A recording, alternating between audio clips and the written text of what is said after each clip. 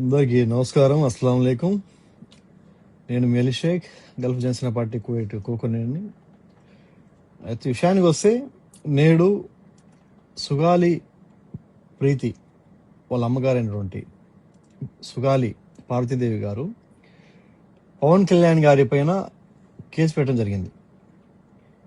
ఏంటి కేసు అంటే, ఆవిడ చెప్పే మాట ప్రకారం పవన్ కళ్యాణ్ గారు తనని వాళ్ళ రాజకీయ అవసరాల కోసం వాడుకున్నారు, వాళ్ళ పాప యొక్క కేసు విషయాన్ని వాడుకున్నారు అని చెప్పి ఆవిడ చెప్పుకొస్తుంది. 2 తెలుగు రాష్ట్రాలకి అలాగే యావత్ ప్రపంచానికి సుగాలి ప్రీతి ఏదైతే కేసు ఉందో అది తెలిసిందే మా నాయకుడు పవన్ కళ్యాణ్ గారి వల్ల.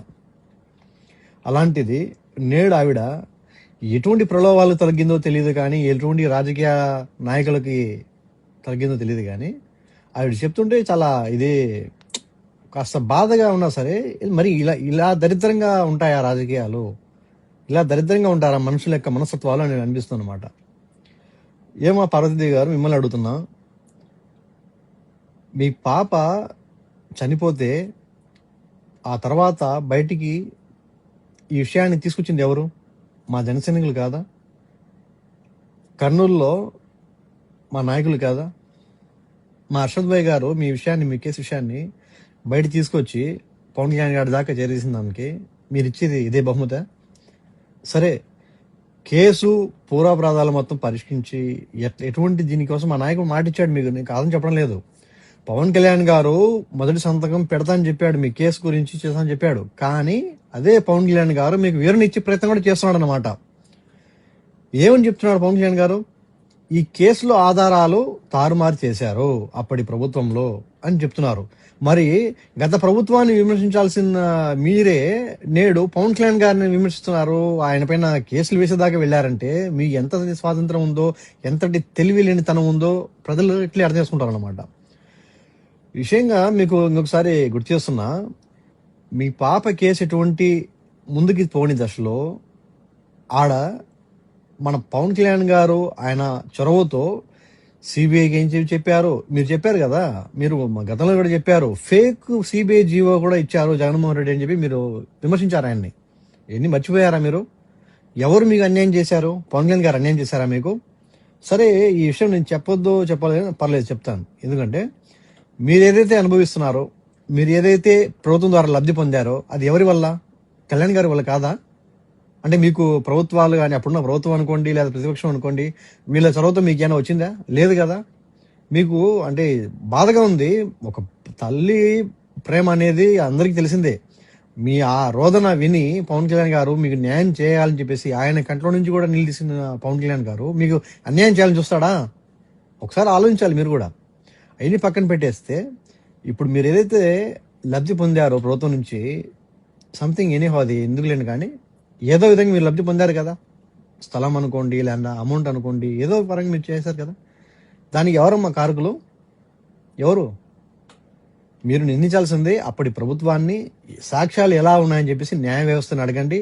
అట్ ది సేమ్ టైం మీరు అడగండి, ఇక్కడున్న ప్రభుత్వానికి, ప్రభుత్వం అంటే పవన్ కళ్యాణ్ ఒకరే కాదు కదా, ముఖ్యమంత్రి చంద్రబాబు గారు ఉన్నారు, మిగతా నాయకులు ఉన్నారు. ప్రభుత్వాన్ని మీరు విమర్శించండి, చెప్పండి, అడగండి.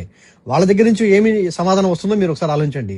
మీకు మాట ఇచ్చామన్న ఇదిలో, మీకు న్యాయం చేయాలన్న అభిమానంతోనే, ఆలోచనతోనే పవన్ కళ్యాణ్ గారు ఈ కేసు గురించి మళ్ళీ తవ్వడం, దీని గురించి ఆలోచించడం, దీని గురించి నిజాలు తెలుసుకోవడం, ఆ తర్వాతే మీడియా ముందుకు కానీ, మీ ముందుకు కానీ, ప్రజలకు ముందుకు తీసుకొచ్చారనమాట. మరి పవన్ కళ్యాణ్ గారిని మీరు ఏ విధంగా నిందిస్తారు? నాకు తెలియ అడుగుతా. అలాగే కొంతమంది కుహనా మేధావులకి కొన్ని అడ్డగాడిదలు ఉన్నాయన్నమాట సోషల్ మీడియాలో. ఏదో వాడేస్తాం. ఒకడంటాడు, ఈడు ఒక ఎద ఉన్నాడు అనమాట, రావణ్ గురించి విషయాన్ని తెలిసిందే, వాడి గురించి మాట్లాడే వేసి వాడి గురించి వీడియో కూడా చేయాలనే, కానీ వద్దని అనిపించింది. వాటితో మాట్లాడాలని, వాడి పేరు ఎత్తాలని కూడా ఇదిగా ఉంది. కొంతమంది రావణ్ గాడి విషయంలో తీసుకుని వచ్చి ఇక్కడ లింక్ పెడుతున్నారు. రావణ్ గాడి విషయంలో చూపించిన చొరవ ఏదైతే పవన్ కళ్యాణ్ గారు పోలీసు వ్యవస్థ చూపిస్తున్నారో, మీరు సుగాలి ప్రీతి విషయం చూపించుంటే ఇది అయిపోయి ఉండేది కదా, సమస్య సాల్వ్ అయిపోయింది. మరి మీరే ఉండేది పళ్ళు తోముతున్నారా? గత ప్రభుత్వంలో మీరు ఎక్కడ వెళ్ళారా? మీరు అందరూ ఎక్కడికి వెళ్ళారు? ఎప్పుడైనా క్వశ్చన్ చేశారా? జగన్ గారి ప్రభుత్వంలో ఉన్నప్పుడు మీరేమైనా ప్రశ్నించారా? మీరు ఎప్పుడైనా అడిగారా? లేదు కదా. జగన్ రెడ్డి ప్రభుత్వంలో మీకు మైకులు పెట్టుకుని మాట్లాడడానికి కూడా మీకు అవకాశం లేదురా దద్దమ్మలారా. నేడు ఈ ప్రభుత్వం మంచి ప్రభుత్వం అనే ట్యాగ్ ఎందుకు పెట్టుకున్నారో తెలియదు, కానీ ఇది మంచి ప్రభుత్వం కాబట్టి మీలాంటి వాళ్ళందరికీ అవకాశవాదులు, మీరంతా అవకాశవాదులందరికీ స్థానం ఉంది, జరుగుతుంది. ఓకేనా? మీలాంటి ఎదవులు ఎంత చెప్పినా మీరు మారరు. మీ వ్యూస్ కోసం లేదా కుల మతాలు రాజకీయాలకి మధ్యలో ఏదో ఒకటి చిచ్చు పెట్టేయాలి, ప్రభుత్వాలను ఇరకాటం పెట్టేయాలి అని చెప్పి ఆలోచన మీ యొక్క ధోరణి ఏదైతుందో దాన్ని మార్చుకుంటారు బాబు, బాగుపడతారు.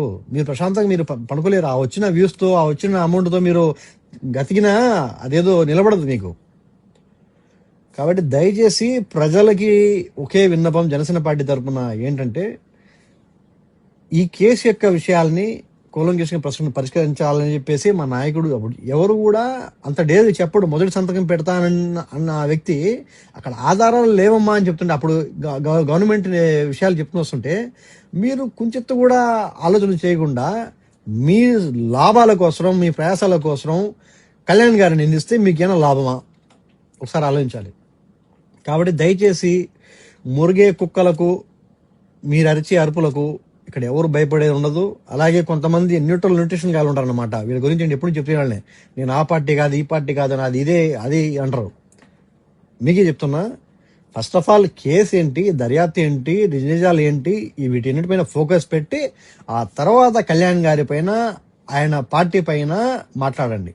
అంతేకాని నోటికి వచ్చినట్లు మాట్లాడితే మాత్రం ఒకటికి బాగా తగినట్లు జరుగుతుంది.